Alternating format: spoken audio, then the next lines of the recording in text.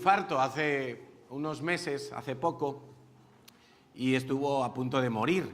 Cuando salió del hospital, pues reanudó su trabajo como actor y le preguntaban en la entrevista que si ese episodio le había cambiado la vida. Él dijo, claro, me ha cambiado la vida totalmente, ahora veo la vida de otra manera, ahora le doy más importancia a algunas cosas, quiero aprovechar cada minuto, me he dado cuenta de que soy muy frágil, que la vida pasa rápido, quiero valorar todo lo que tengo, todo lo que puedo disfrutar. Y eso me llevaba a pensar un poco que realmente cuando nosotros nos encontramos con el Señor, tiene que haber también un cambio significativo en nuestras vidas, porque es un hecho realmente dramático lo que nos ocurre a nosotros cuando conocemos al Señor. La Biblia dice que eso se le llama el nuevo nacimiento, y un nacimiento siempre es algo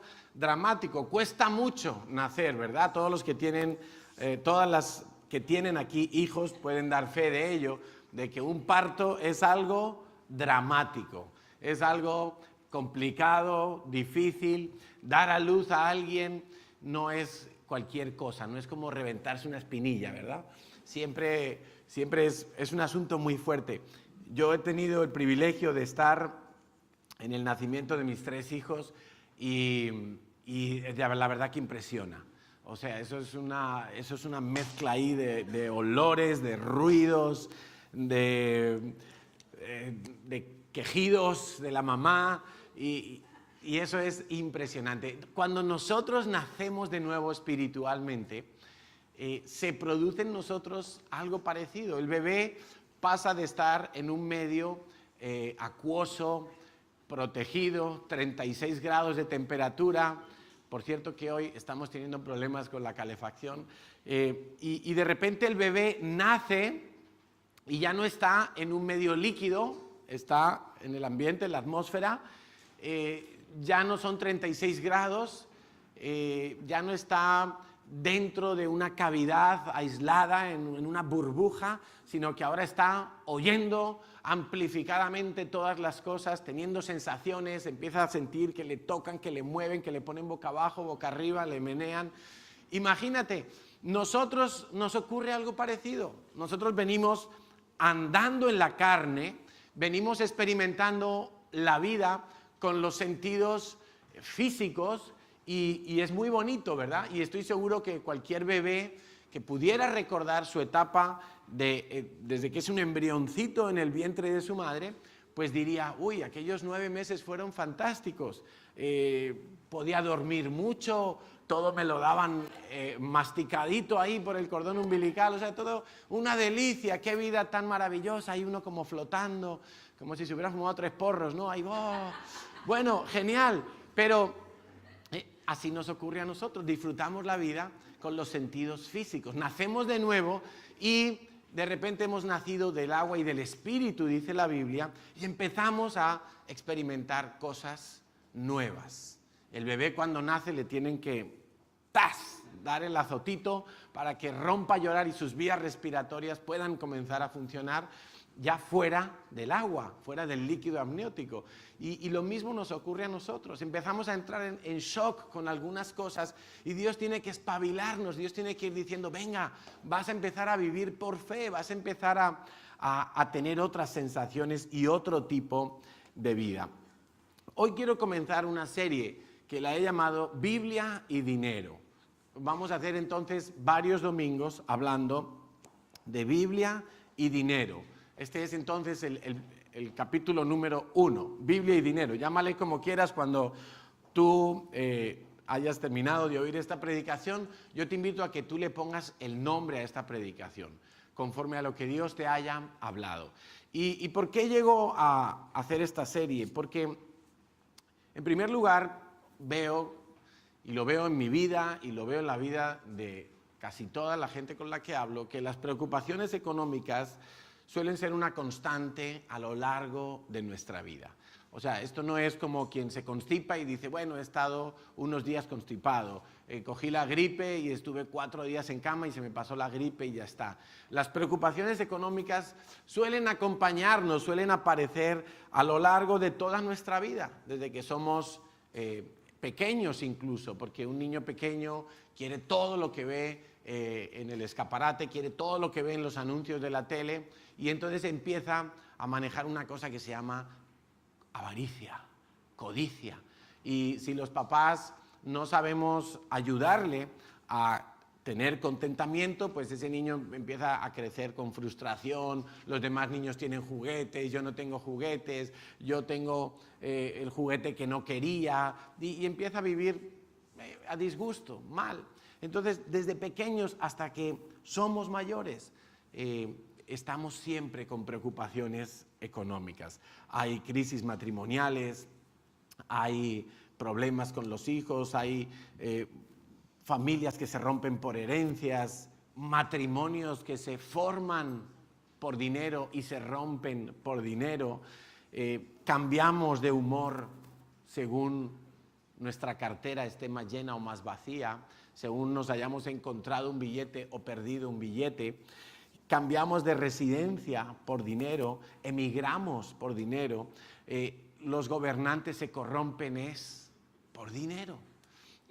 Entonces digo, Señor, ¿qué nos dice la Biblia acerca del dinero? La Biblia sí habla de dinero, pero muchos que crecimos en un ambiente religioso de la iglesia tradicional, la religión nos enseña que el dinero prácticamente es como un virus que no hay que tocar, como que el dinero es malo, como que el dinero, cuanto menos tengamos que ver con el dinero, mejor. Entonces la religión extendió y popularizó una serie de conceptos sobre la economía y la riqueza que no son correctos. Se demonizó el dinero, se demonizó la riqueza, por el contrario, se exaltó la pobreza. Y eso provocó que muchos hayan vivido atrapados en un mundo de mucha frustración en cuanto al manejo del dinero. El Señor dijo en su palabra que los ricos difícilmente entrarían en el reino de los cielos. Y eso es verdad, eso lo dijo el Señor.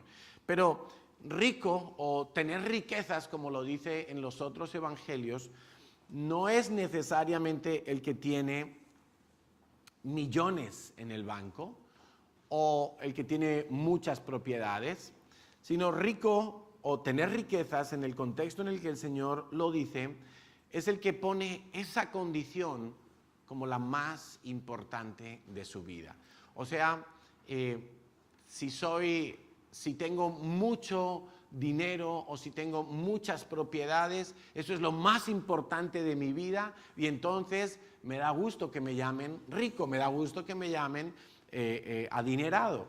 Pero no es el concepto que Dios maneja tal cual. En la Biblia encontramos, de hecho, muchos hombres, muchas personas que eran ricas y Dios los alaba. Dios no tuvo problema con ellos. Uno de ellos es el rey Salomón, por ejemplo. Dice el primer libro de Reyes 10:23 que así excedía el rey Salomón a todos los reyes de la tierra en riquezas y en sabiduría. Pero también en el libro de Reyes dice que Dios amó a Salomón.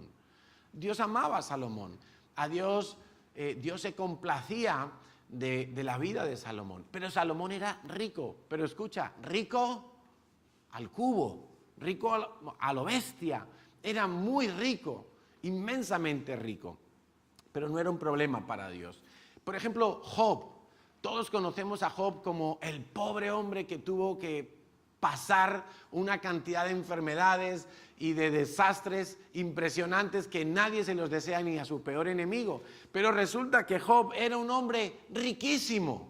Cuando tú lees el libro de Job, la descripción que hace de Job es que hubo un hombre en Job capítulo 1, en tierra de Uz, llamado Job. Este hombre era perfecto y recto. Fíjate que ni siquiera le da la Biblia el calificativo de rico. Parece que no era como lo más importante en la vida de Job, sino que él era perfecto y recto, temeroso de Dios y apartado del mal. Claro, a una persona así, Dios no tiene problema en darle mucho dinero o poco, porque ya sabemos lo que le pasó a Job, ¿verdad? Que efectivamente tenía mucho dinero y lo perdió todo, pero él no dejó de ser ni perfecto, ni recto, ni temeroso de Dios, ni apartado del mal. Cuando una persona cumple estas características, no importa si tiene mucho o si no tiene nada y lo pierde todo arruinándose estrepitosamente, esa persona va a ser agradable delante de Dios. Esa persona, su vida no cambia por la cantidad de euros que tiene en el banco o por el tamaño del coche que tiene en la puerta de su casa. Dice que a Job le nacieron 7 hijos y 3 hijas. Su hacienda era 7,000 ovejas. 7,000 ovejas. ¿Sabes cuánto vale una oveja hoy en día en España? Una buena oveja vale aproximadamente 100 euros. 7,000 ovejas. Esos son 700,000 euros, solamente en ovejas. 3,000 camellos. Si una oveja vale 100 euros, ¿cuánto valdrá un camello? Imagínate, y tenía 3,000, 500 yuntas de bueyes, 500 asnas y muchísimos criados. ¿Era un hombre rico? A lo bestia. Dice que era aquel varón más grande que todos los de su tierra, que todos los orientales. Era el hombre más rico que se conocía por aquella zona. Rico a lo bestia. Pero ese no era un problema para Dios. Ni siquiera para Job era un problema tener tanto dinero, porque su corazón permanecía justo con Dios, temeroso de Dios. Llegado el momento en que Dios le arruinó, Dios permitió que perdiera todos sus negocios, que murieran sus hijos, él no cambió. Él siguió siendo la misma persona. ¿Cuántos de nosotros cambiaríamos si en vez de ganar 1,000 euros al mes, ganáramos 10,000 euros al mes? ¿Cuántos de nosotros cambiaríamos de amigos, de lugar de residencia? ¿Cuántos de nosotros cambiaríamos? Ah, no, yo ya no me junto con la plebe. Ahora yo me voy a Pedralbes, a ver si veo a la infanta por allí, me tomo un café con ella, ¿no? ¿Cuántos cambiaríamos? Pero Job no cambiaba. José de Arimatea era un discípulo secreto de Jesús. Y si era discípulo de Jesús, quiere decir que reunía los requisitos para ser discípulo de Jesús. Era un hombre que servía, era un hombre que había nacido de nuevo, era un hombre temeroso de Dios, pero la Biblia también nos dice que él era rico. Los que hemos estado en Israel y hemos conocido el jardín de la tumba vacía, pues creemos, no podemos afirmarlo al 100%, que ese fue el lugar donde fue enterrado Jesús. Porque allí se encontró que efectivamente eso era como un huerto, porque había un lagar para pisar las uvas, había una cisterna inmensa, la tercera más grande de todo Jerusalén, y eso solo lo puede tener un hombre rico, y había una tumba excavada sobre la roca directamente. Y esas son las características que dice la Biblia que tenía el lugar donde fue enterrado Jesús, que José de Arimatea tenía una propiedad y en esa propiedad había una tumba. Y imagínate, no sabemos si ese es el lugar, pero quizá fue otro muy parecido y muy cerca de ese.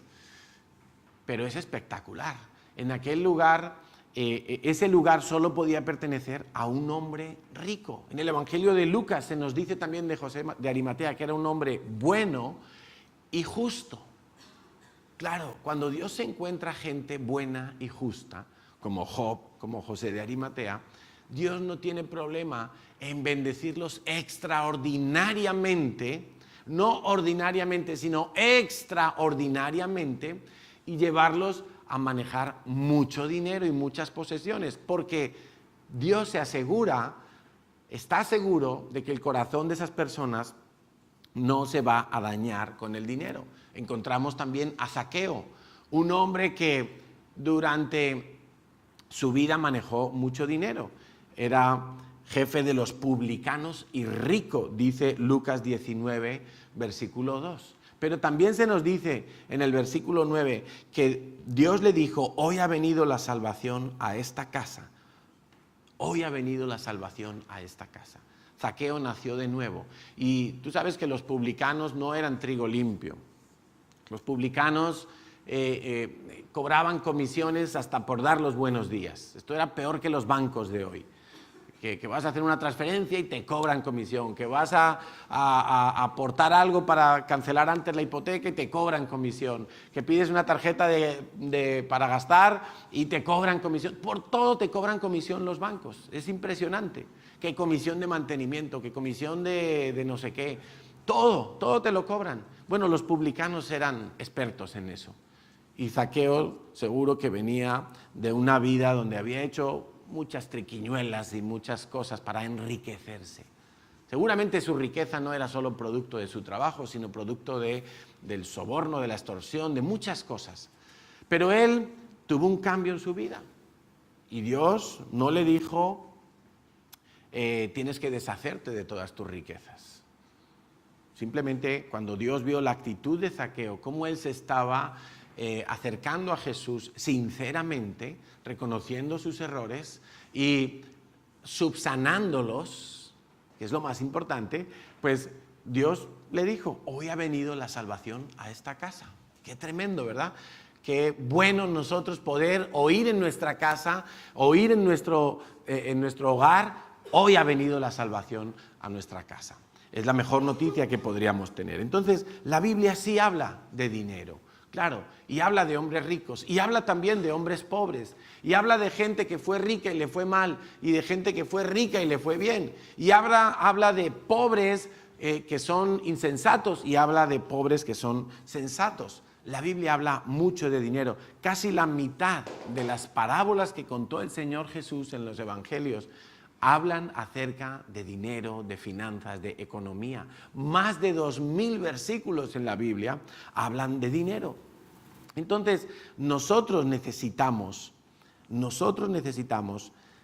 saber qué dice la Biblia acerca del dinero. Por eso yo le he llamado a esta serie Biblia y Dinero. El mejor manual para aprender a manejar el dinero no es un curso de de un experto catedrático en economía o en empresariales o en bolsa o en inversiones. No, señor. El mejor experto para asesorarte en economía no es el comercial de tu banco. El mejor experto es Dios, porque Dios habla del dinero. Y algo importante, comenzaba hablando de José Coronado porque él tuvo un cambio en su manera de pensar, ¿verdad? Tuvo el infarto y puedes hablar con cualquier persona que haya sufrido una enfermedad parecida o un cáncer muy agresivo de los que le pronosticaban un futuro incierto, y cuando uno sale de ese tipo de enfermedades o de situaciones de enfermedad, uno sale cambiado.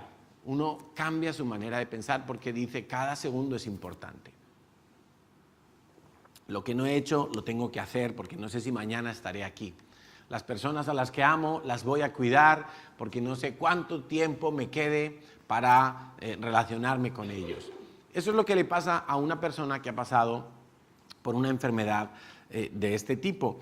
Y es lo que nos tiene que ocurrir a nosotros cuando nacemos de nuevo.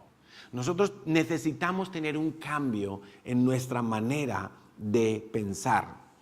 Algunos tienen cambios del tipo de voy a dejar de fumar, voy a dejar de ir a los bares, voy a dejar de mentir, voy a dejar de mirar a las mujeres que no son la mía, voy a empezar a hacer cambios de ese tipo, pero son cambios externos. Están bien esos cambios, claro que sí, hay que hacerlos también, pero son cambios externos. Los cambios más importantes, el cambio más importante que tú tienes que hacer es cambiar tu manera de pensar. Tu mente es la que tiene que cambiar. Porque cuando tú cambias tu manera de pensar, es muy fácil hacer cambios externos, o es más fácil hacer cambios externos. Yo recuerdo que durante un tiempo estuve leyendo un libro de dietas. Yo no sé si alguna vez habéis leído algún libro de dietas, pero son un rollo. Porque todo es no puedo, no puedo, no puedo. Y uno dice, qué asco de dieta, yo no quiero leer más dietas. Y para ser honesto, a mí me cuesta mucho mantener el peso, me cuesta mucho. A veces Natalia me dice, ¿cuándo te vas a poner a dieta? Y yo, sí, ayer me puse, pero es que ya lo he dejado. Entonces estoy siempre batallando con la dieta para no pasarme, ya estoy pasado de mi límite, pero no quiero que me pase demasiado. Entonces recuerdo que estaba leyendo aquel libro que se llamaba La dieta de Southwich. Yo no sé cuántos lo conocen, pero ese libro me gustó mucho porque no estaba escrito por un dietista, estaba escrito por un cardiólogo. Un cardiólogo que cuando se dio cuenta que él le ponía unos menús a sus pacientes que habían sido operados del corazón, menús para que bajara el colesterol, una serie de cosas, pues él se dio cuenta que sus pacientes no solo mejoraban su salud, sino que bajaban de peso. Entonces él dijo, bueno, es interesante esto porque yo les estoy dando una dieta a mis pacientes para que mejoren su salud en general y su corazón ya no padezca más riesgo del necesario, pero es que además están bajando de peso, esto es muy bueno. Entonces decidió escribir un libro y se llamaba La dieta de Southwich. ¿Por qué era interesante ese libro? Porque ese libro explicaba cómo es el proceso digestivo de los alimentos. O sea, no simplemente te decía, usted por la mañana coma pavo, por la noche pavo y de madrugada pavo. No, él te decía, si usted se come una patata, por ejemplo, la patata es un alimento que rápidamente es un alimento con el índice glucémico muy bajo. Eso quiere decir que rápidamente te va a pasar su energía, vamos a decirlo así en términos que se entienda todo el mundo, su energía a la sangre, te vas a sentir que has comido, que tienes fuerza, que tienes energía, pero rápidamente te va a volver a provocar hambre, porque se va a bajar rápidamente la energía y tú vas a tener sensación de que necesitas comer porque estás un poquito plof. Entonces hay alimentos que son alimentos como engañosos, que por un momento te sacian y tú te sientes ya como ¡bum! Pero esos alimentos son peligrosos porque rápidamente te van a volver a dar ganas de comer. Entonces a mí me gustó porque como ese detalle explicaba muchos otros. ¿Por qué los alimentos integrales nos ayudan y son mejores que los procesados? Y todo tenía que ver con que él explicaba cómo se hace la digestión, cómo funciona nuestro cuerpo por dentro, nuestro sistema digestivo, nuestro sistema sanguíneo, todo. Explicaba una serie de cosas con un lenguaje básico para los que no somos entendidos en la materia. Y eso me gustó, porque yo hasta el día de hoy, cuando me como una patata, me la como con culpa. Porque yo sé lo que está pasando por dentro de mi cuerpo y me gustan las patatas fritas, pero yo digo, entonces esto ahora me va a saber muy rico y voy a estar genial, pero en una hora yo tengo hambre otra vez. Bueno, no importa, ya me la como, pero yo me acuerdo de lo que me dijo aquel libro. Cuando nosotros tenemos un cambio de mente, nosotros vamos a poder hacer cambios más fácilmente, porque vamos a anticiparnos a las cosas. Y realmente es lo más difícil de conseguir en nuestra vida, un cambio de mentalidad. Es lo más difícil que nosotros vamos a lograr en esta vida, un cambio de mentalidad. Tenemos que pasar de pensar en lo terrenal a pensar en lo celestial. Tenemos que pasar de pensar en lo carnal a pensar en lo espiritual. Tenemos que pasar de pensar en la ley a pensar en el espíritu. Y no es fácil. No es fácil porque hemos aprendido lo terrenal, lo carnal, hemos aprendido la ley. Y cuando ahora nos toca empezar a pensar de otra manera, no es algo como decir, bueno, pues ya, un cambio de chip instantáneo. No, nos toca reeducarnos. Y para eso lo mejor es empezar a contrastar mi manera de pensar con lo que dice la Biblia. Cuando yo cambio mi manera de pensar, solo lo puedo hacer de esa manera. Tengo que empezar a identificar patrones, argumentos, razonamientos de mi ser hasta el día de hoy, y tengo que sustituirlos por los que me entrega la palabra de Dios. Y la palabra de Dios me entrega un montón de argumentos, un montón de bases y de premisas sobre las cuales yo puedo empezar a edificar una forma de pensar nueva. No es un cambio rápido ni fácil, es un cambio que requiere tiempo, requiere conversión, requiere madurez, pero en la medida en que yo permanezco en esa forma de pensar, mi cambio será más real y más notorio. Cuando una persona empieza a caminar en la vida cristiana, si empieza a cambiar su manera de pensar, se verán cambios más profundos en su vida que si no cambia su manera de pensar. Y esa es la razón por la que hay gente que puede venir todos los domingos a la iglesia y puede hacer cosas externas, pero la lucha que mantiene es brutal, porque no ha cambiado su manera de pensar, no ha iniciado un cambio real en su manera de pensar. Eso es lo que la palabra de Dios llama justamente arrepentimiento. Pero esta palabra tiene un problema. Arrepentimiento en castellano viene de una palabra del latín. Y esa palabra en el latín viene a decir como que un cambio emocional, como un lamento, ¿no? Ay, suspendí un examen. Qué lástima no haber respondido bien a aquella pregunta, ¿no? Tiró un penalti. Qué lástima que lo tiró al lado equivocado. No, eso no produce ningún cambio en la vida de nadie. Es un cambio de emociones. Estaba bien, pero ahora lo lamento. Simplemente, nada más. No hay un cambio. Sin embargo, la palabra original escrita en la Biblia no es arrepentimiento, evidentemente, que esa es la traducción al castellano. La palabra original escrita en la Biblia es metanoía. Y se compone de dos palabras, meta, noía. Metanoía viene a decirnos que tenemos que ir más allá en nuestra forma de pensar. Nos dice que realmente tiene que haber un cambio en nuestra manera de pensar, pero no es un cambio como cambio la X por la Y, sino que es un cambio que va más allá, que va más lejos, que eleva el nivel. Por eso es meta. Y ese cambio se va a producir en la medida en que yo tome la palabra de Dios y la incorpore a mi manera de pensar. Dice Colosenses capítulo 3, en la Nueva Traducción Viviente, los 3 primeros versículos dice: ya que han sido resucitados a una nueva vida con Cristo. Fíjate lo que le está diciendo Pablo a la iglesia. Ya que han sido resucitados a una nueva vida con Cristo, pongan la mira en las verdades del cielo, donde está Cristo sentado en el lugar de honor, a la derecha de Dios. Versículo 2. Piensen en las cosas del cielo y no en las de la tierra. Versículo 3. Pues ustedes han muerto a esta vida y su verdadera vida está escondida con Cristo en Dios.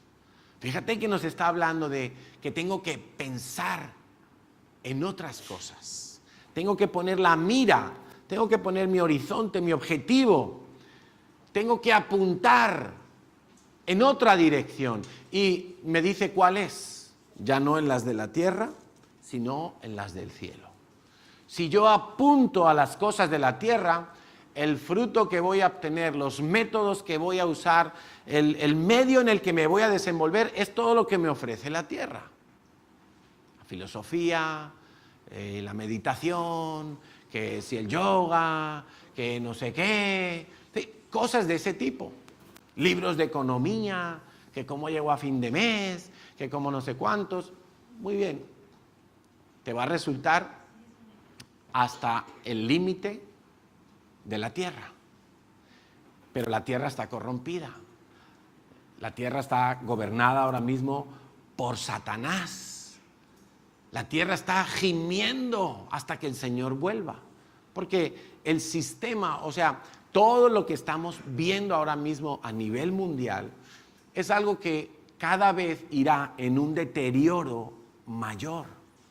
No habrá vuelta atrás hasta que el Señor Jesucristo venga. Sí habrá vuelta atrás para los que hemos nacido de nuevo, como dice aquí, los que ya han resucitado a una nueva vida con Cristo. Nosotros sí podemos hacer las cosas de manera diferente si empezamos a pensar en las cosas del cielo, en las cosas eternas, en las cosas espirituales y no tanto en las de la tierra.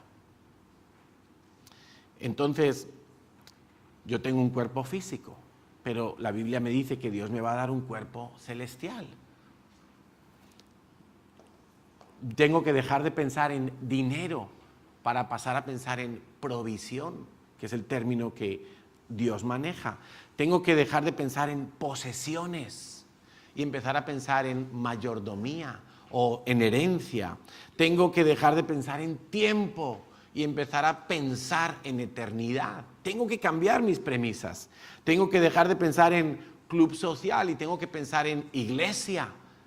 Tengo que dejar de pensar en métodos de hombres y empezar a manejar los métodos de Dios.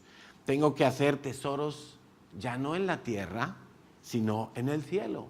Tengo que cambiar mi manera de pensar y tengo que dejar de pensar en recibir y tengo que pensar más en dar. Tengo que dejar de odiar y tengo que empezar a amar. Y podríamos poner una cantidad de ejemplos impresionantes.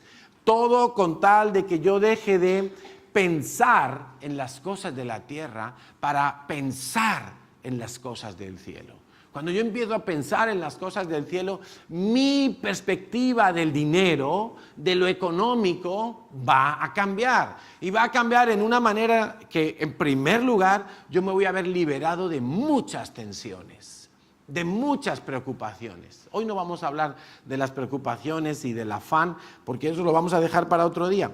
Pero quiero que al respecto de este cambio en tu manera de pensar, me acompañes a leer Eclesiastés capítulo 5. En estos días estoy leyendo Eclesiastés y estoy maravillado la sabiduría que hay en ese libro.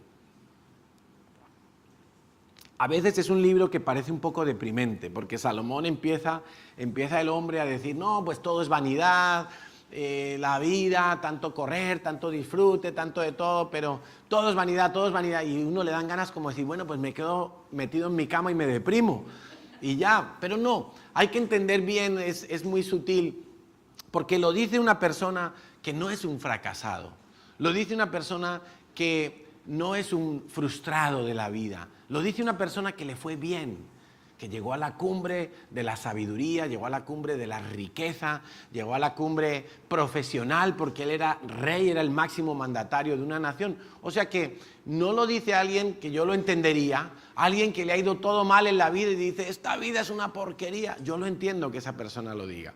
Pero Salomón no lo dice en ese sentido, sino lo dice precisamente para que nos centremos en la vida eterna, en la vida venidera. Y dice Eclesiastés 5 en la Nueva Traducción Viviente, a partir del versículo 10 hasta el 20. Vamos a leerlo con cuidado. Fíjate, dice, los que aman el dinero nunca tendrán suficiente. Entonces es que de verdad, cada frase que decía Salomón es para ponerla en un cuadro. Los que aman el dinero nunca tendrán suficiente. ¡Qué absurdo! Es pensar que las riquezas traen verdadera felicidad. Ay, amigo, pero ¿cuántos hemos pensado eso? ¿Cuántos hemos pensado? Salomón mismo, en otro de sus capítulos en Eclesiastés, dice, él habla de la sabiduría y él habla de la riqueza, del dinero. Y dice, las dos cosas te van a dar muchas soluciones. Dice, pero la sabiduría te puede salvar. ¿Te das cuenta? Y él mismo lo dice, él manejaba mucho dinero, pero él escogió siempre la sabiduría. La sabiduría está por encima de todo. Lo espiritual está por encima de lo natural. Lo espiritual te va a llevar a más que lo natural. ¿Te quieres conformar con lo natural? Pues aquí lo dice, nunca te vas a saciar, nunca vas a tener suficiente. Él mismo dice, es absurdo confiar en que las riquezas me van a dar la felicidad. Con dinero tú puedes comprar un chalet en la playa, ¿verdad?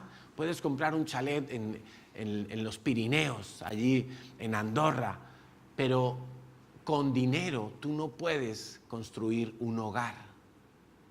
Con dinero tú puedes comprarle a tus hijos la mejor bicicleta, tú puedes comprarle a tus hijos la mejor ropa, pero con sabiduría tú los vas a edificar. Entonces, no pensemos que el dinero me va a dar la verdadera felicidad, la felicidad que dura para siempre. En el versículo 11 dice, cuanto más tengas, más se te acercará la gente para ayudarte a gastarlo, ¿sí o no? No, pues claro, es que es así. O sea, no hay nada como ver al que le ha tocado la lotería le aparecen 20 sobrinos, ¿no? Ay, acuérdate, yo siempre te quise, yo siempre te he ayudado, eso es tremendo. Se muere alguien y le aparecen 20 hijos. Hace poco había una que llevó incluso, que decía que era hija de ¿quién? De Dalí, ¿no? Y claro, pues me imagino que la herencia que dejó Dalí, pues en obras de arte y en muchas cosas sería muy grande. Y la tipa que no, que yo soy hija de Dalí, que soy... Y hizo que sacaran el cadáver, que le tomaran muestras de ADN, removió todo. Al final, mentira, no era hija de Dalí. Pero claro, lo que quería no era ponerse el apellido, lo que quería era la herencia. Bueno, dice, por tanto, ¿de qué sirven las riquezas? Quizás solo para ver cómo se escapan de las manos. Versículo 12, la gente trabajadora siempre duerme bien, pero coma mucho o coma poco, pero los ricos rara vez tienen buena noche de descanso. Alguno dice, sí, una porra. No, pero lo dice la palabra de Dios, lo dice Salomón. Los ricos, pero escuche una cosa, ¿quién es el rico? ¿Cómo hemos definido al rico? El rico es el rico es el que dice, si me quitan mi riqueza, me muero. Pero eso no fue lo que le pasó a Job. A Job le quitaron la riqueza y él siguió tirando para adelante. Él siguió adorando a Dios, alabando a Dios, temiendo a Dios. El rico es el que dice, si tengo esto y me lo quitan, ¡guau!, me pego un tiro. Ese es el rico. No hace falta tener millones y millones acumulados para decir soy rico. Nuestro pastor Enrique siempre pone un ejemplo. Dice, si tú ves un mendigo en la calle y tiene ahí su perro y sus 4 cartones y tú le quitas esos cartones y ese tipo te mata porque es su riqueza, es todo lo que tiene. ¿Sí o no? Es todo lo que tiene. Entonces, en un cierto sentido, todos los que estamos aquí somos ricos. En la medida en que yo considere en mi manera de pensar que si me quitan lo que tengo, ¿qué hago yo en esta vida? Me muero, me desespero. Si nosotros pensamos de esa manera, somos ricos a lo que aquí está refiriéndose Salomón. Entonces, dice que los ricos rara vez tienen buena noche de descanso. Porque están pensando, ¿y si lo pierdo? ¿Y si baja la bolsa? ¿Y si cambia la economía? ¿Y si me despiden del trabajo? ¿Y si me quedo sin contrato? Y están truco. Por eso no descansan. Pero dice, el trabajador, el que depende de Dios, el que sabe que va a tener siempre su faena, el que confía en la provisión de Dios, dice, ese duerme bien. Coma mucho o coma poco, porque está dependiendo de Dios. Versículo 13 dice, he notado otro gran problema bajo el sol. Toma nota. Acaparar riquezas perjudica al que ahorra. Acaparar riquezas perjudica al que ahorra. Nosotros enseñamos que es un buen principio ahorrar. Claro, hay que ahorrar porque la lavadora se rompe, hay que ahorrar porque los zapatos se gastan, hay que ahorrar porque los niños crecen y el zapato se les queda pequeño. Hay que ahorrar. Está bien ahorrar. Pero otra cosa es acaparar. Como aquella parábola que la citaremos algún día de estos, ese hombre que dijo, ya no me cabe todo lo que tengo, voy a derribar los graneros y voy a hacer otros más grandes para tener más acaparado, acumulado. Y el Señor le dijo, eres muy necio. Y si mañana te mueres, ¿qué haces con esos graneros tan inmensos? Bueno, es lo mismo que está diciendo Salomón, versículo 14. Se invierte dinero en negocios arriesgados que fracasan. Y entonces se pierde. A fin de cuentas, no queda nada para dejarle a los hijos. Todos llegamos al final de nuestra vida tal como estábamos el día que nacimos. Amigos que estamos aquí, tú abres tu armario y ves ahí, señoras, 10 chaquetones, 20 bolsos, 40 pares de zapatos. Eso no cabe en el ataúd y aunque cupiera, no va al cielo. No sirve para nada. Entonces, no abras tu armario pensando, uy, ¿qué de ropa tengo? Tengo para varios años aquí, para no repetir en no sé cuánto tiempo. Tal como viniste, te vas. O alguno pensó que venía aquí ya uniformado, cuando nació del vientre de su madre. No, nacimos sin nada, absolutamente sin nada. Vinimos desnudos y desnudos nos volvemos al Seol. Nos vamos con las manos vacías. No podemos llevarnos las riquezas al morir. Tú sabes que los faraones egipcios se enterraban con riquezas. Se enterraban con oro y con toda clase de lujos, incluso con criados vivos. Desgraciados. Porque ellos pensaban, si hay una vida después de la muerte, pues que este criado me sirva y que yo tenga oro allí para gastar. Entonces hay gente que cuando se muere dicen a sus familiares, ponerme las tarjetas de crédito,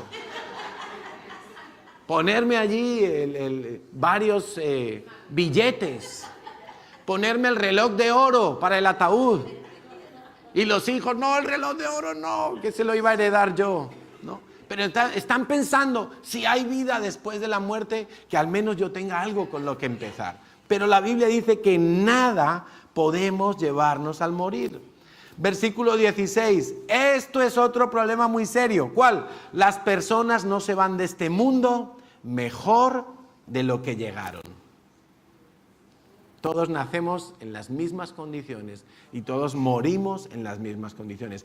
Todo su esfuerzo es en vano, como si trabajaran para el viento. Viven toda su vida bajo una carga pesada, con enojo, frustración y desánimo.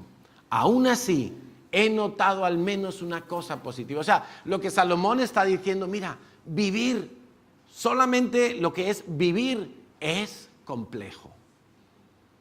Vivir es difícil. Por eso yo le digo a los estudiantes que es la mejor etapa de la vida, la de estudiante. ¿Sabes? Porque no hay que pagar facturas, no hay que mirar presupuestos familiares. No, o sea, el estudiante vive simplemente allí, ay, que tengo un examen, tengo que estudiar 3 horas. Yo te cambio esa vida por la mía. Yo te la cambio, ahora mismo. O sea, no tienen que hablar con Hacienda, no tienen que renovar documentos, no tienen que... No, es la vida de estudiante. Imagínate, cuanto más pequeñito, mejor. La vida de bebé. ¿Qué hace un bebé? Dormir, comer, y lo otro también. Y poco más. O sea, desde que nacemos, en la medida que pasa el tiempo y vamos creciendo, se nos va complicando la vida. Se nos va complicando la vida. Alguno dice, me voy a casar y entonces ahora ya sí voy a ser feliz. Entonces se casa y dice, ay, si lo sé, no vengo. A mí no me habían contado esta parte de la película, pero nosotros procuramos contársela aquí en el curso prematrimonial, para que si se casa, luego no se queje, sino que sea feliz. Cuanto más tiempo pasa, más se nos complica la vida, y eso está diciendo Salomón. La vida es difícil, la vida está llena de problemas, de complejidades, de traiciones. En otra parte de Eclesiastés, él dice que lo mismo le acontece al justo que al impío. O sea, vamos a tener que enfrentar el mismo tipo de cosas. Es más, hay veces que tú ves que el impío, el que no teme a Dios, el que ignora y pasa de las cosas de Dios, el que no quiere saber nada cuando tú le has compartido el Evangelio, a veces le vemos y decimos, wow, pero mira qué bien le va al sinvergüenza. Y le va bien y tiene trabajo y le han subido el sueldo y se ha comprado un piso y tiene un coche nuevo. Y tú dices, y yo aquí sirviendo al Señor y sufriendo y Salomón dice, eso también es vanidad. Como que tú sufras por eso, es vanidad. No te ayuda en nada. Porque al final, todos vamos a ir a la presencia de Dios y vamos a ser juzgados por nuestras obras. Pero sigamos con las reflexiones de Salomón. A mí me hubiera gustado conocer a Salomón. Qué tipo tan interesante. Dice, versículo 17... Versículo 18, aún así he notado al menos una cosa positiva. Bueno, vamos a ver cuál es. Es bueno que la gente coma y beba y disfrute del trabajo. Ay, miren, no habla de dietas, ¿eh? Y disfrute del trabajo que hace bajo el sol durante el corto tiempo de vida que Dios le concedió y acepte su destino. Acepta lo que viene. Versículo 19, también es algo bueno recibir riquezas de parte de Dios. Y ahí hay un buen matiz, de parte de Dios. Y la buena salud para disfrutarlas. Disfrutar del trabajo y aceptar lo que depara la vida son verdaderos regalos de Dios. Mira, ya tienes una petición para hacerle a Dios. Señor, si tú me quieres regalar riquezas que vengan de tu parte, no de cualquier otra manera, de tu parte, y salud para disfrutarlas, eso es un don de Dios. Dice el versículo 20, a esas personas Dios las mantiene tan ocupadas en disfrutar de la vida que no pasan tiempo rumiando el pasado, no pasan tiempo quejándose por lo que tiene el vecino, no pasan tiempo lamentándose por lo que no obtuvieron. A mí me parece impresionante. A esas personas Dios las mantiene tan ocupadas en disfrutar la vida que no se enredan en rollos. Yo quiero eso para mi vida. Yo quiero ese regalo de Dios. Señor, yo quiero aprender a disfrutar la vida, a disfrutar de lo que tengo ahora mismo, a disfrutar en medio de un problema. Quizá el disfrute va a ser que tú ores y confíes en el Señor a tal grado que tú no dejas de dormir bien. Job, volvemos al caso de Job. Job tuvo que pasar una situación extremadamente difícil, pero el tipo salió airoso de esa situación. Y después de pasar esa etapa de oscuridad, donde todo le iba mal, donde todo se le vino abajo, se murieron todos sus hijos, perdió todos sus negocios, imagínate, tenía que venir al banco de alimentos a pedir la bolsita de arroz, todo le iba mal, pero pasó esa etapa y la pasó con matrícula de honor. Y Dios le volvió a restituir toda la riqueza y aún más. Y le volvió a restituir toda la dicha de la que había disfrutado antes. ¿Seremos capaces nosotros de vivir de esa manera? Porque yo a veces me encuentro gente en la iglesia que son un poema. O sea, lo único que saben decir es lamentos. Solo saben lamentarse. No, que qué frío, no, que qué calor, no, que madrugué mucho, no, que dormí más de la cuenta. Pues todos son lamentos. Todos son más problemas de los que la propia vida presenta. Pero me encanta esto. Personas a las que Dios mantiene tan ocupadas en disfrutar de la vida que no se ponen a pensar en otras cosas. Están disfrutando de lo que Dios les ha dado. ¿Tienes un trabajo con un horario complicado? Dile, Señor, ayúdame a disfrutarlo. ¿Tienes un sueldo más bajo de lo que quisieras? Señor, ayúdame a disfrutarlo. ¿Estás buscando trabajo? Señor, ayúdame a disfrutar mientras paseo dejando currículums. Pero Señor, yo quiero disfrutar. Quiero pasar mis días sin estar mediatizado por la economía o por las finanzas.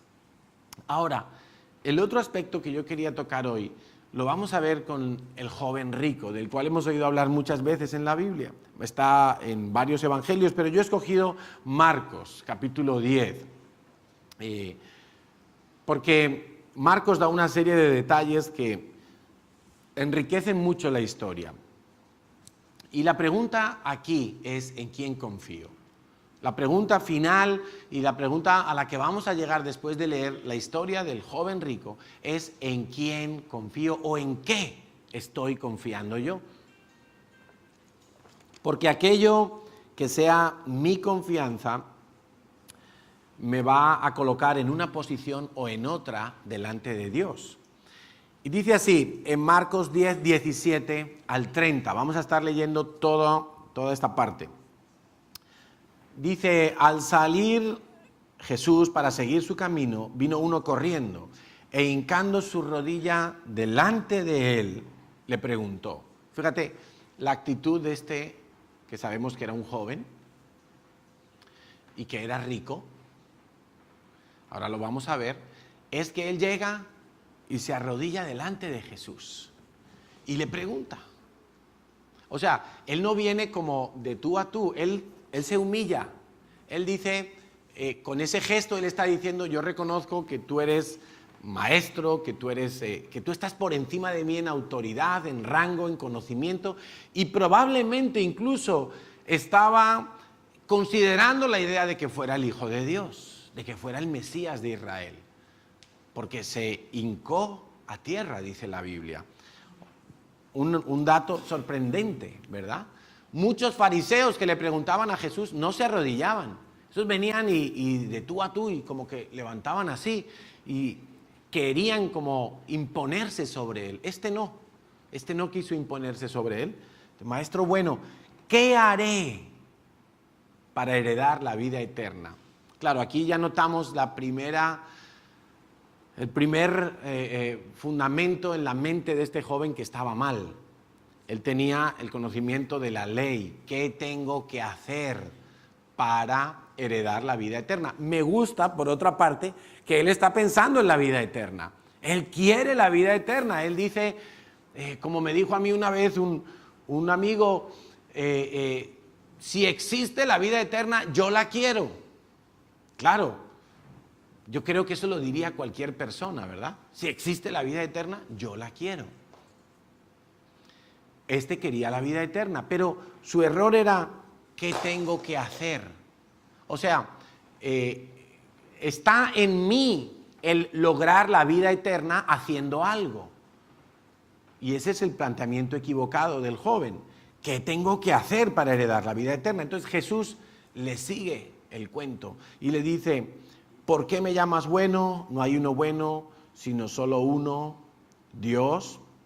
Los mandamientos sabes, no adulteres, no mates, no hurtes, no digas falso testimonio, no defraudes, honra a tu padre y a tu madre.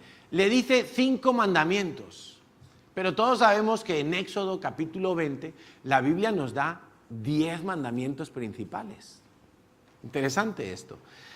Curiosamente, yo me pongo a hacer un chequeo de estos mandamientos. Le dice, no adulteres, no mates, no hurtes, no digas falso testimonio, no defraudes, honra a tu padre y a tu madre. Mandamientos relacionados con el prójimo. Solo hay uno relacionado con el prójimo que Jesús no le menciona en esta lista, y es el de no codiciarás. No codiciarás ni la mujer de tu prójimo, ni la casa de tu prójimo, ni el burro de tu prójimo. No codiciarás nada que sea de otros. Ya empezamos a notar que ahí está hablando de money, ¿está? Pero ese no se lo cita. Tampoco le cita los mandamientos que tienen que ver con Dios. O sea, no tendrás dioses ajenos, no te harás imágenes para postrarte delante de ellas, santificarás el día de reposo, no tomarás el nombre de Dios en vano. Esos 4 mandamientos tampoco se los cita en la lista. Por alguna razón el Señor Jesús no le toca esos. Quizá le tocó aquellos mandamientos que sí cumplía el joven rico, porque de hecho es lo que dice el joven a continuación. Dice el versículo 20, entonces respondiendo el joven le dijo, maestro, todo esto lo he guardado desde mi juventud. Entonces Jesús, mirándole, no le dijo, eres un mentiroso, tú no guardas los mandamientos. No le rebatió nada de eso. Quizá era verdad, él no robaba, no daba falso testimonio, quizá era un hombre que en esas cosas vivía rectamente. Quizá. Pero me enamora esta palabra. Dice que Jesús le amó. Mirándole, le amó. Y ese le amó es un poco fuerte, porque a veces pensamos que amar a la gente es ser muy cariñoso con la gente. A veces pensamos que amar a la gente es decirle palabras bonitas a la gente y decirle, alabarle, ¿no? Oye, qué bien te ha quedado la comida, qué guapo, qué guapa estás hoy. Y eso también es amor, pero hay una parte del amor que es la más complicada de todas. Y es cuando tiene que ser un amor que corrige, un amor de disciplina, un amor que nos abre los ojos a la cruda realidad. Y ese es el amor en el cual Dios es experto. Y ese es el amor en el que nosotros muchas veces fallamos, empezando por la crianza de nuestros hijos. A veces nos cuesta tanto amar en este sentido a nuestros hijos que les decimos toda cantidad de adjetivos bonitos, los ensalzamos, pero no los disciplinamos, no les abrimos los ojos, no les enseñamos a corregir sus pecados. Pero Dios sí lo hace, y lo hace con nosotros. Es algo que nosotros también tenemos que hacer en la iglesia. Una de las funciones que tenemos los pastores no es solamente predicar aquí cada domingo. Es que si alguien nos pide un consejo, nosotros le tenemos que decir lo que está haciendo mal. Nosotros le tenemos que decir cuál es su pecado. Y a lo mejor su pecado él no lo ve, porque lo lleva ya como de serie en los coches, ¿no? Sale el coche, no, de serie trae aire acondicionado. Pues yo de serie soy mentiroso. Y entonces ya digo tantas mentiras que no me doy cuenta. Y cuando viene alguien y me tiene que decir, oye, exagerar es mentir. ¡Ah! Exagerar es mentir. Ya, sí, me lo has dicho 1000 veces ya. No mientas más. Exagerar es mentir. O viene tu pastor y te tiene que hablar acerca de una mala actitud que tú no ves, pero es una actitud que está provocando daños en tu vida. Es una actitud que a lo mejor tiene que ver con tu matrimonio, con cómo tratas a tu esposa, o con tus finanzas, cómo te estás endeudando, o con cualquier cosa, o cómo tratas a la gente, o si eres controlador, o si eres manipulador. Y son pecados que no son fáciles de ver. O si eres orgulloso, imagínate tener que decirle a alguien, ¿sabes qué? Tu pecado es el orgullo. ¡Bah! Y entonces un orgulloso, si no se humilla, ¿cómo reacciona? ¡Buf! Te escupe por la boca toda clase de... ¿Cómo te atreves? Yo orgulloso, pero si yo. Entonces no es fácil. Pero mira, Jesús podría haberse ahorrado lo que le va a decir ahora al joven. Porque el joven le preguntó, maestro, ¿qué haré para heredar la vida eterna? Y Jesús le dice, los mandamientos sabes, no hurtes, no robes, no des falso testimonio, honra a tu padre y a tu madre, Y él dice, ya lo hago desde joven. Ahí podía haberse acabado la conversación. Le podía haber dicho, vete en paz, joven, te doy un 10.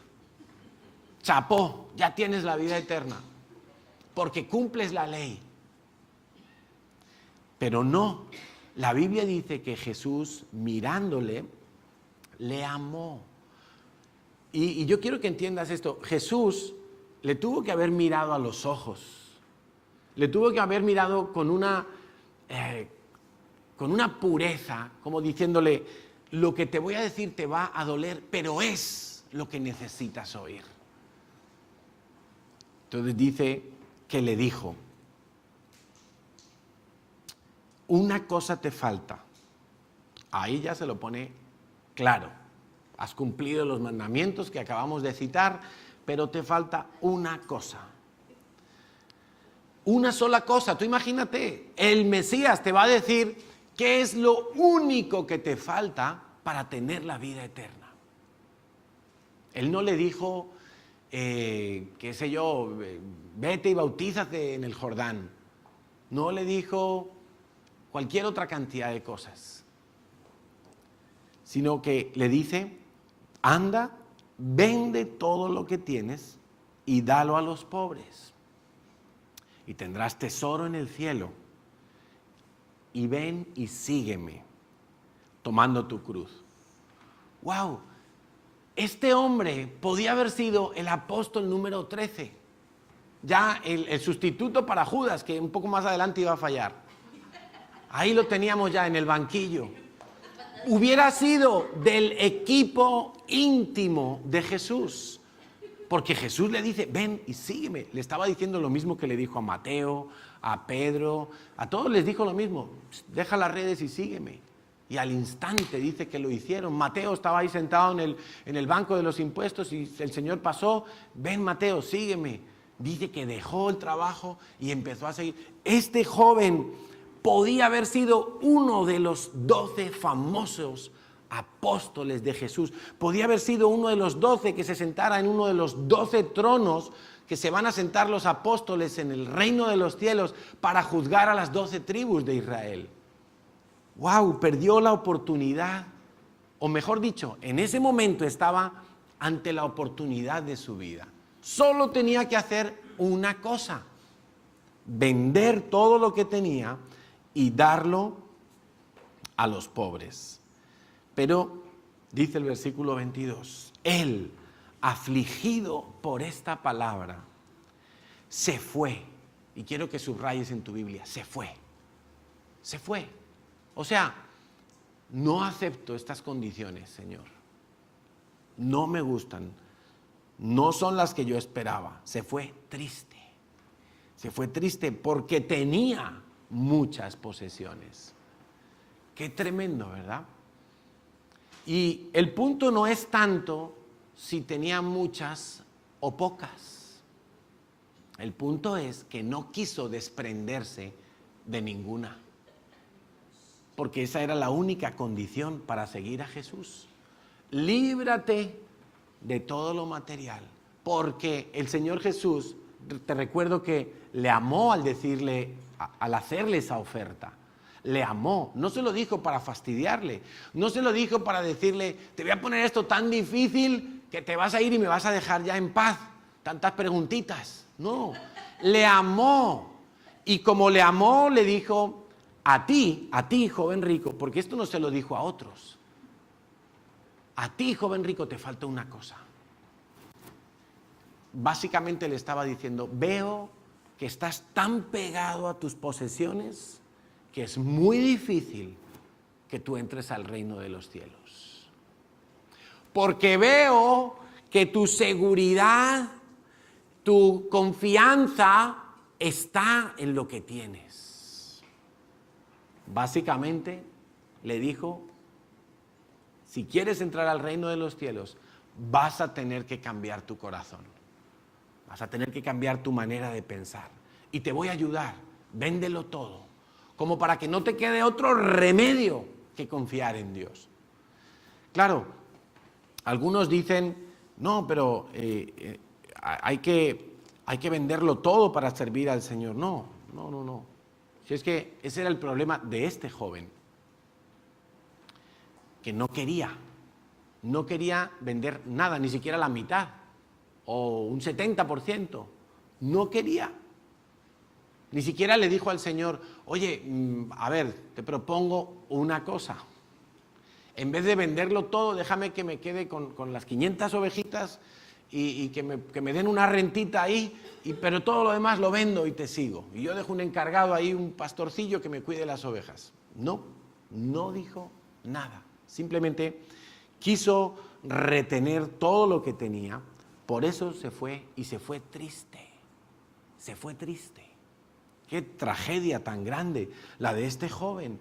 Tuvo la oportunidad de ser un apóstol, de ser, seguramente si hubiera aceptado el reto de Jesús, su nombre habría aparecido en la Biblia, igual que aparece el de los otros 12 apóstoles. Hubiéramos sabido quién es. ¿Quién era ese tipo que fue capaz de venderlo todo y seguir a Jesús? Pero no lo hizo.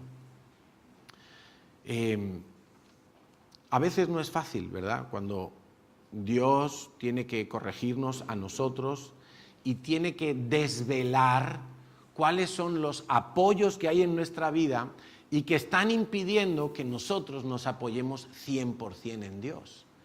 Y cuando Dios lo hace, ¡wow!, eso duele. Eso duele. Cuando nosotros tenemos malas actitudes o tenemos algunos comportamientos que no son buenos, eso duele. Y en la iglesia estamos para decir las cosas con amor, para que a cada uno de nosotros se nos diga con amor lo que está mal y que lo podamos corregir. Yo recuerdo que una vez mi pastora Emma me regañó porque yo me estaba descuidando y despistando para llevar a mi hijo Carlos al fútbol, y entonces estaba comprometiendo mi función pastoral. Y entonces ella, pero yo no me estaba dando cuenta, o sí pero no. Entonces un fin de semana que ella vino a Barcelona y se dio cuenta de cómo manejaba los horarios y me dijo, Carlos, algo tienes que hacer porque te estás despistando. Claro, a mí me dijo eso mi pastora y me dolió. Pero me dolió, ¿sabes por qué? Porque soy orgulloso. Entonces me dolió y dije, Señor, algo hay que hacer.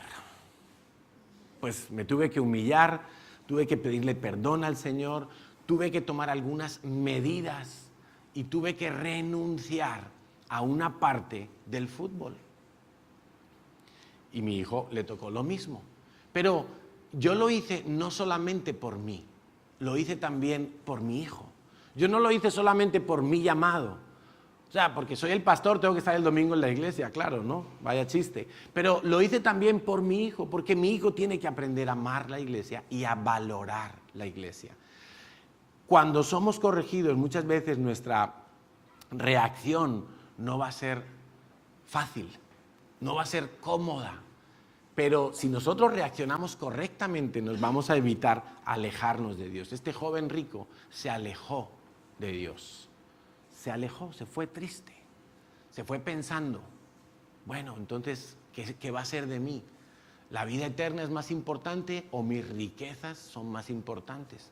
Me imagino que no durmió bien durante una buena temporada. ¿Quién sabe si más adelante él cambió de opinión y se volvió a Dios de todo su corazón? No lo sé, lo sabremos cuando lleguemos al cielo. Pero entonces mira lo que ocurrió después. Tú imagínate ese momento, estaba ahí el joven hablando con Jesús, se había puesto de rodillas, todo el tiempo de rodillas hablando con Jesús. Cuando el Señor le dice eso, él se levanta y se va triste. Y todos los discípulos que estaban ahí lo ven. Ese momento tenso, ¿no? Es como cuando hay una discusión y uno se va enfadado y todo el mundo queda como... Nadie abre la boca, no vaya a ser que a mí también me caiga. Versículo 23. Entonces Jesús, mirando alrededor, yo me puedo imaginar a todos los discípulos como diciendo, mejor no hablo porque a mí me va a amar también y me va a decir algo duro. Mirando alrededor, dijo a sus discípulos, cuán difícilmente entrarán en el reino de Dios los que tienen riquezas. Esa fue la frase de Jesús. O sea, todos estaban como, este joven se ha ido, prefiere sus riquezas a la vida eterna. ¡Wow! Y entonces yo, ¿qué pasará conmigo?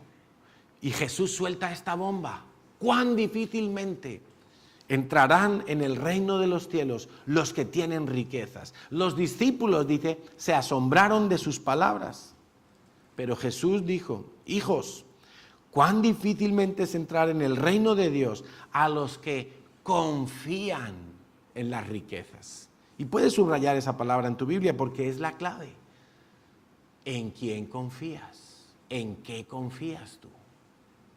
¿Confías en los 4 euros que tienes? ¿Confías en un contrato de trabajo? ¿Confías en tu jefe, en tu empresa? No, como yo ahora trabajo para una multinacional, ya como que, trabajo garantizado, como me hice funcionario, ahora tengo. ¿En quién confías? Porque esa es la clave. ¿En quién confías? Si tuviera dinero, algunos piensan así, ¿no? Si tuviera dinero, saldría de este problema. Si ganara más, podría comprarme un piso o pagar la universidad o pagar unos estudios extras. ¿En quién confías? ¿Confías más en el dinero que en Dios? ¿Confías más en las posibilidades que te puede dar una cifra de dinero que en la oración que puedes hacer a tu Padre? Y siguió hablando el Señor Jesús, versículo 25, más fácil es pasar un camello por el ojo de una aguja que un rico entrar en el reino de Dios. Ellos se asombraron aún más. Imagínate, pasar un camello por el ojo de una aguja. Se asombraron aún más diciendo entre sí, ¿quién pues podrá ser salvo? O sea, esto no es una cuestión de que yo cumpla unos mandamientos y me porte bien una temporada o toda mi vida. ¿Quién podrá ser salvo? Ahora, ¿no será que los discípulos de Jesús, muchos de ellos, también tenían buena cantidad de dinero? ¿No será que a lo mejor no eran multimillonarios, no eran súper ricos, pero seguramente manejaban y tenían buenas posiciones? Un cobrador de impuestos vivía bien. Pedro, podríamos casi decir que era un empresario de la pesca, vivía bien.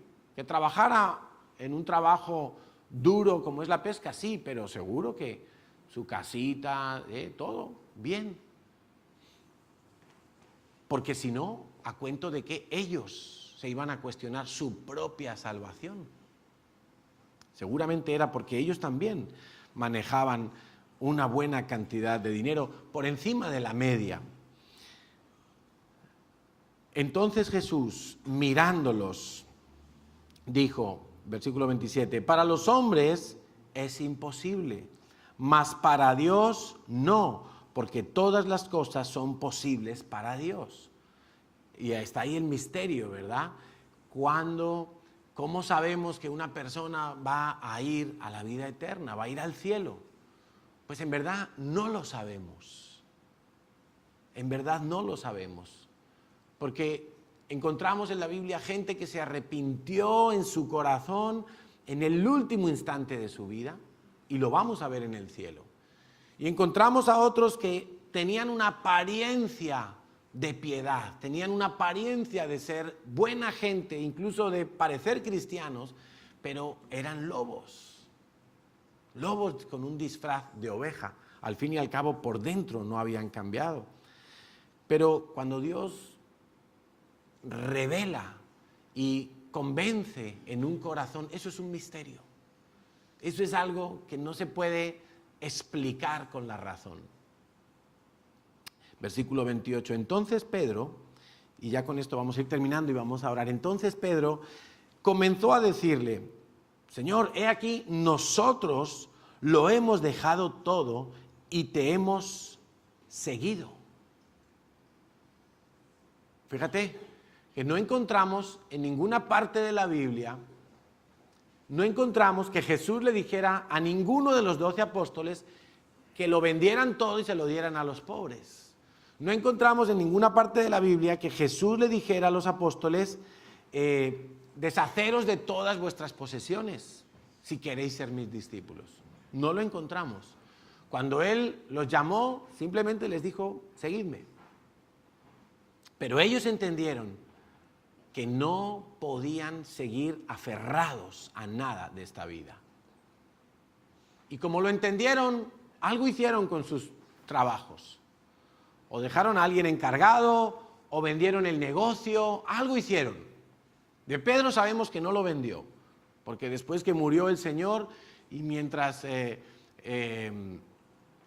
estaban esperando pues como esa investidura de poder, sabemos que el Señor se apareció a Pedro y ¿qué estaba haciendo? Estaba pescando. Había vuelto a su oficio. Allí estaba el hombre ocupado en su trabajo, con sus barcas, con sus redes.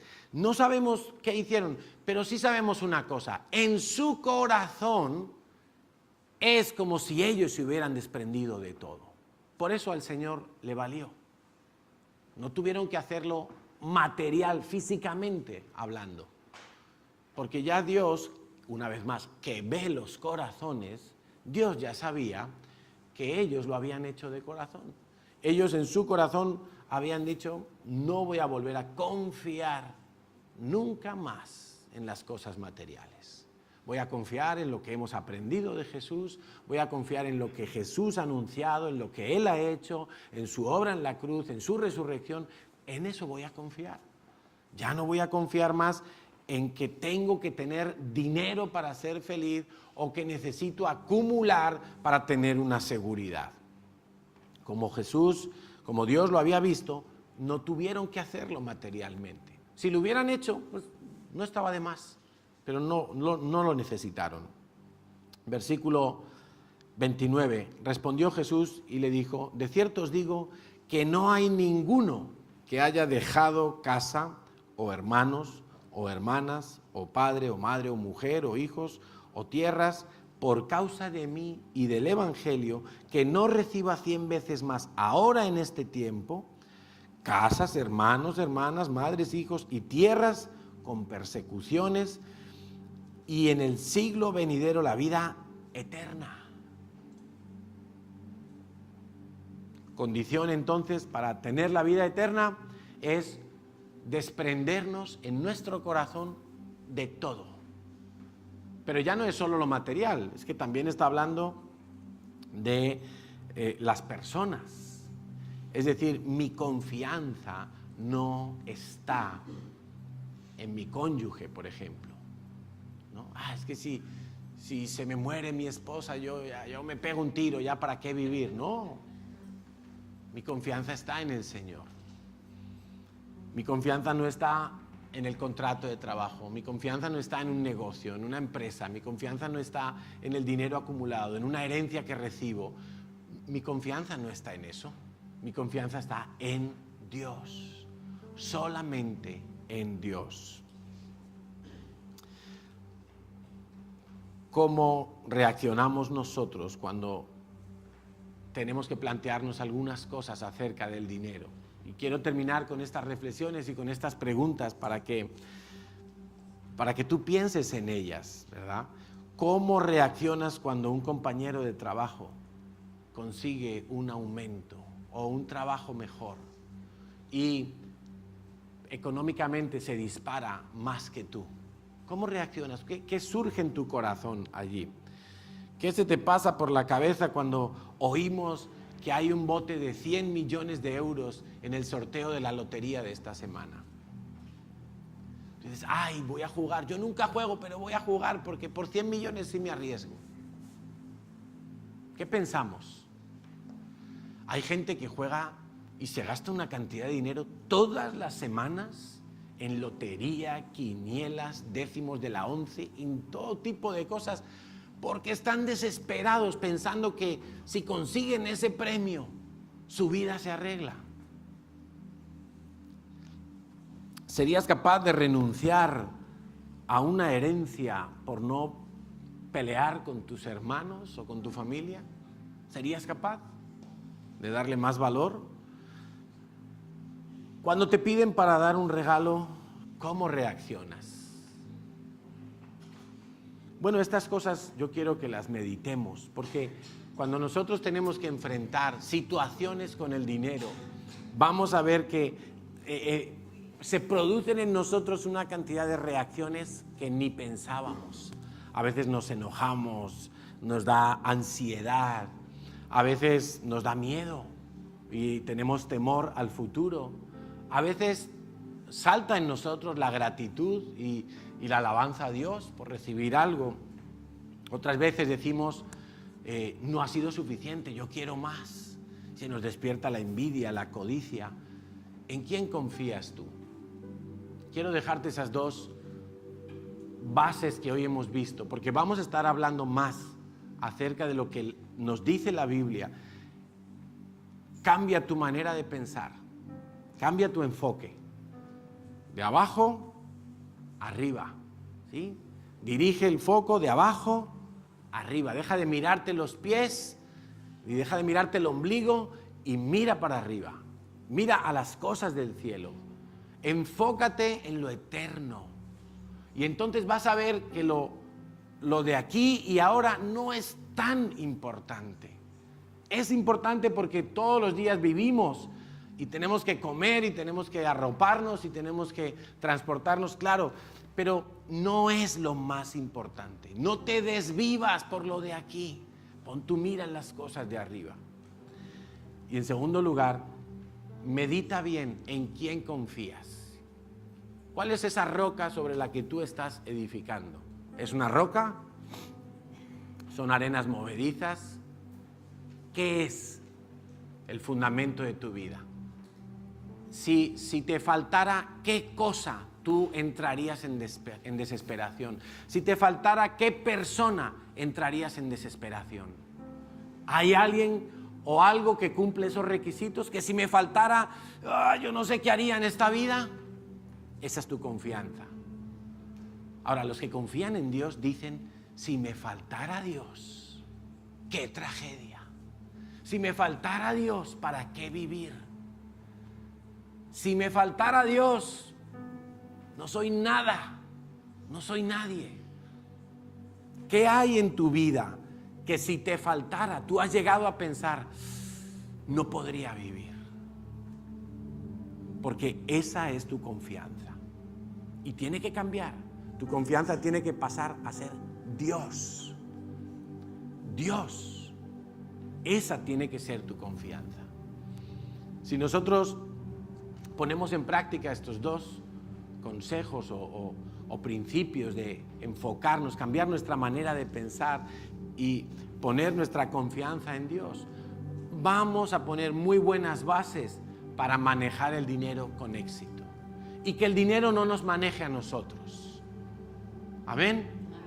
Pues vamos a cantar al Señor en esta mañana una canción que le vamos a expresar precisamente que nuestra confianza está solamente en Él, solamente en Él.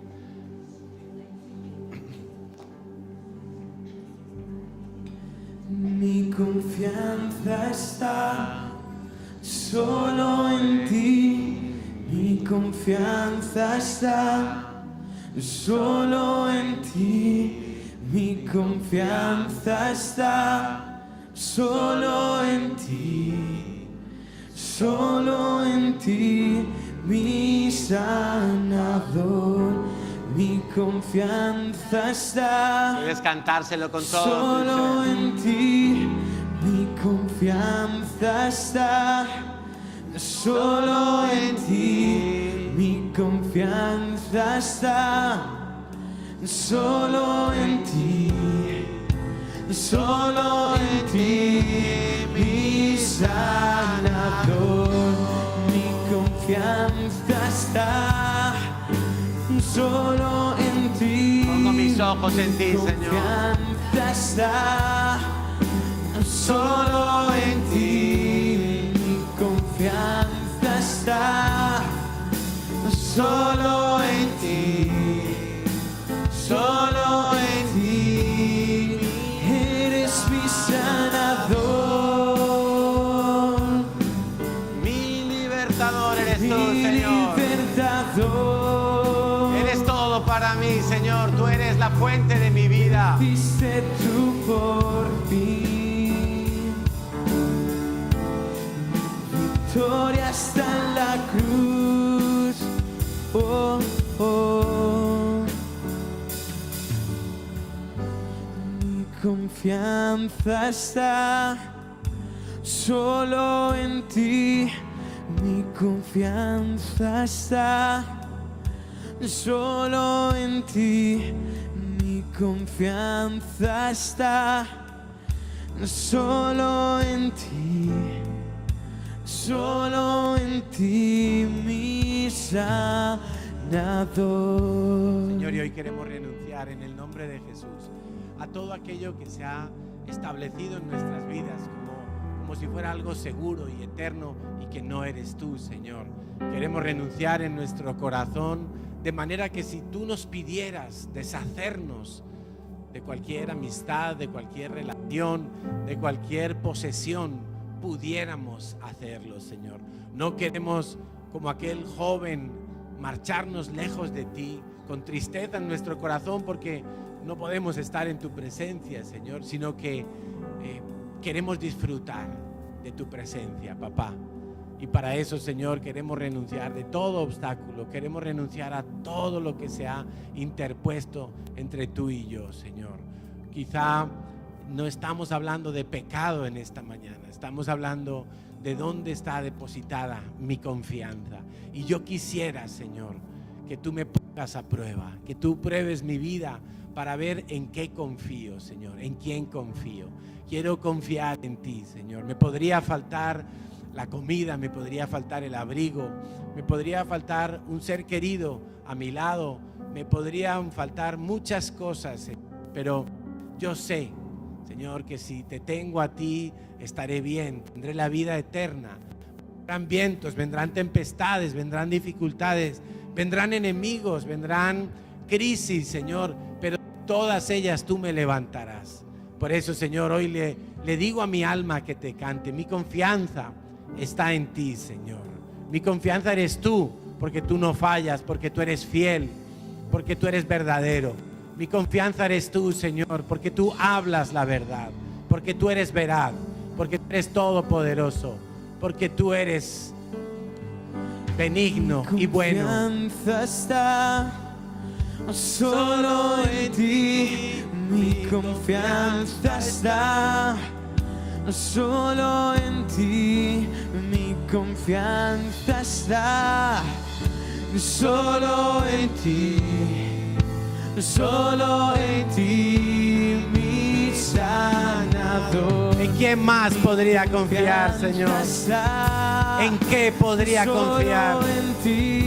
Tú tienes palabras de vida eterna. Solo en ti, mi confianza está. Solo en ti, solo en ti, mi sanador. Sana mi mente, Señor, para que yo piense en las cosas de arriba y no en las de la tierra. Sana mi mente, Señor, para que yo piense correctamente, para que pueda ser diestro en tu palabra. Hazme diestro en tu palabra, Señor. Hazme conocedor de tus principios. Instruye mi camino, Señor. Instrúyeme con tu verdad. Porque no quiero pensar las mismas cosas de siempre y tener los mismos resultados de siempre, Señor. Quiero aprender a pensar en las cosas eternas, en las cosas de arriba, en las cosas que te agradan, en las cosas del Espíritu, en las cosas del reino de los cielos, en lo que está por venir de tu mano, Señor. Y como dijo Salomón, hoy me atrevo a pedirte, Señor, que tú me des el don para disfrutar de la riqueza que tú me des. Mucha o poca, grande o pequeña, Señor, ¿qué importa? Señor, yo quiero disfrutar de todo lo que tú me des. Quiero vivir cada día, Señor, sabiendo que lo que tengo tú me lo das, que tú eres mi proveedor, que tú eres mi Señor. Señor, que podría faltarme todo, pero te tengo a ti, lo tengo todo, Señor. Dame de ese don, Padre. Hoy te lo pido en el nombre de Jesús. Dame ese don, Señor, porque no quiero vivir lamentándome, porque no quiero vivir con queja, porque no quiero vivir sufriendo por lo que no tengo. Quiero aprovechar todo lo que tú me das, Señor, y quiero aprender esta lección en el nombre de Jesús. Mi gozo eres tú, mi vida eres tú. Señor, mi alegría eres tú. Tú eres la razón de mi vivir. Tú eres mi porción, Señor.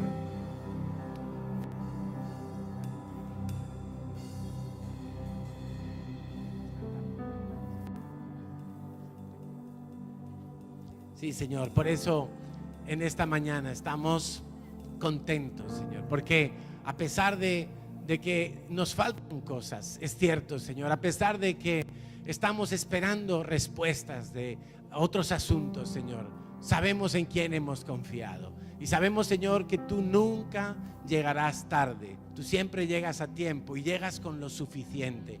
Por eso, Señor, quiero en esta libertad cantarte a ti, Señor. Y no es cantar por cantar, no es cantar para terminar una reunión, es cantar al Dios vivo y eterno, es cantar al Señor de señores, es cantar a mi Salvador. Traigo mi alabanza, es más que palabras, esto no es una actuación. Por emociones, por lo que yo canto, solo tú eres la razón. Oh, siempre cantaré y con todo gritaré, solo a ti, Jesús, mi Rey.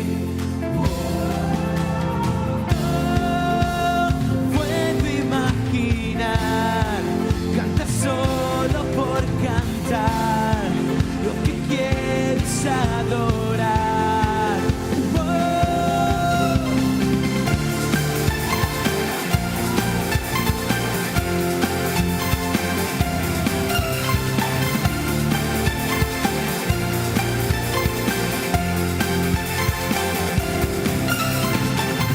La atención entera es lo que deseas, tú no buscas perfección.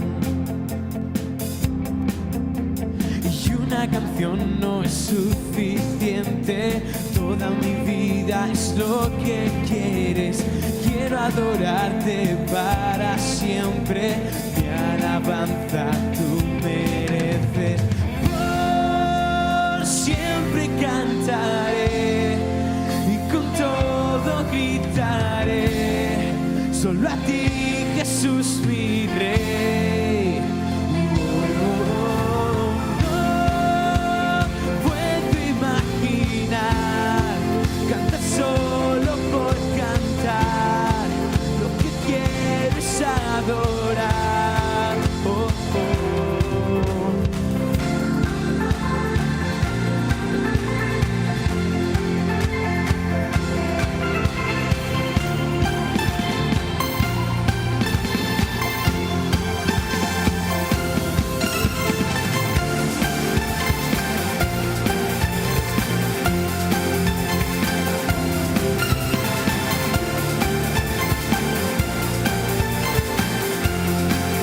Eres todo, Señor. Oh,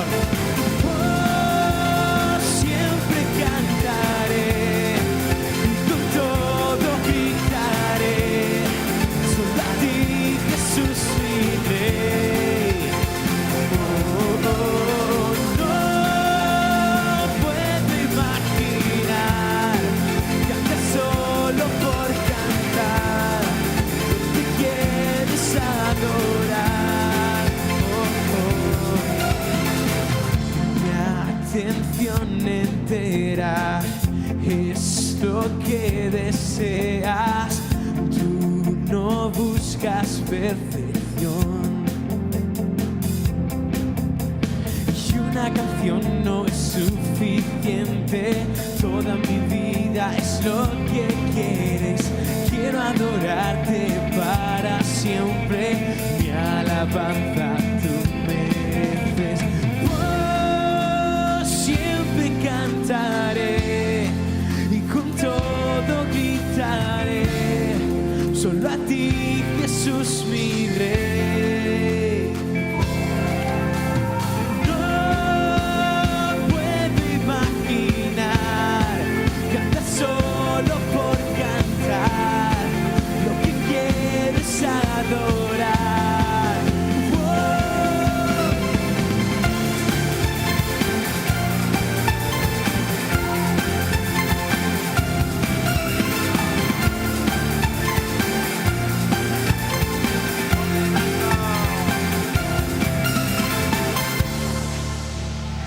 Nos encanta alabarte, Padre. Nos encanta exaltarte, Señor.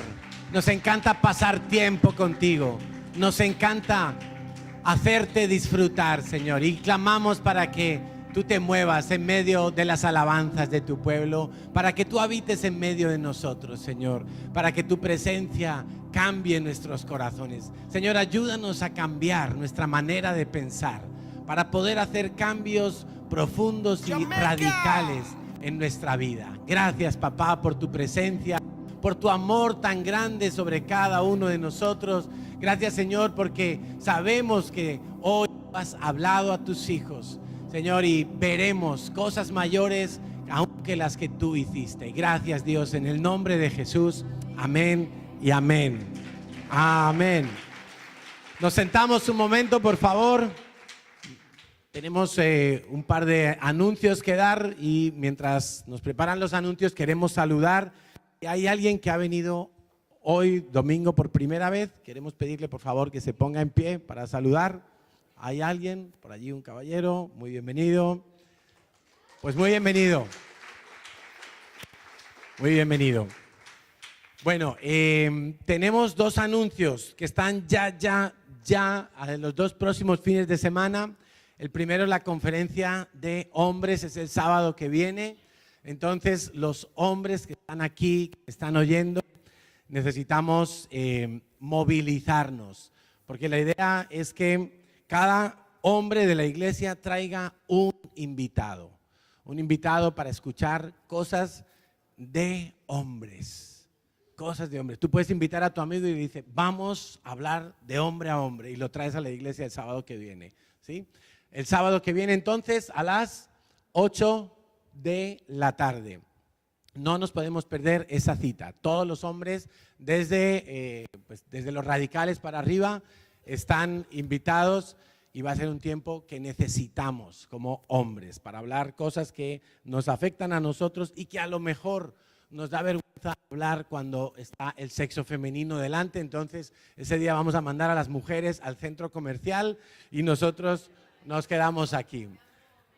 Al otro fin de semana, el sábado, día 2 de diciembre, a las 5 de la tarde, tenemos la fiesta para los niños, la fiesta que hemos llamado la aventura de conocer a Jesús, la aventura de conocer a Jesús. Una entrada gratuita, por supuesto, y un día para que los niños se diviertan aprendiendo de Jesús y pueden traer también a sus amiguitos, primitos, etcétera, etcétera, hasta los 11 años de edad. Los que tengan 12, les damos pase, pero para que ayuden. ¿Vale?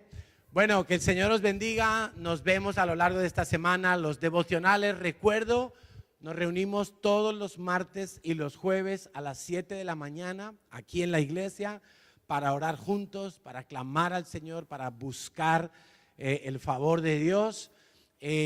Nos vemos el viernes en la vigilia, un tiempo súper especial para alabar a Dios, para estar en libertad delante de Él. Y nos vemos, por supuesto, los jóvenes el sábado y los mayores el domingo también a las 11 de la mañana. Que el Señor os bendiga y tengáis una feliz semana. A la Madrid. Espera. A la Madrid.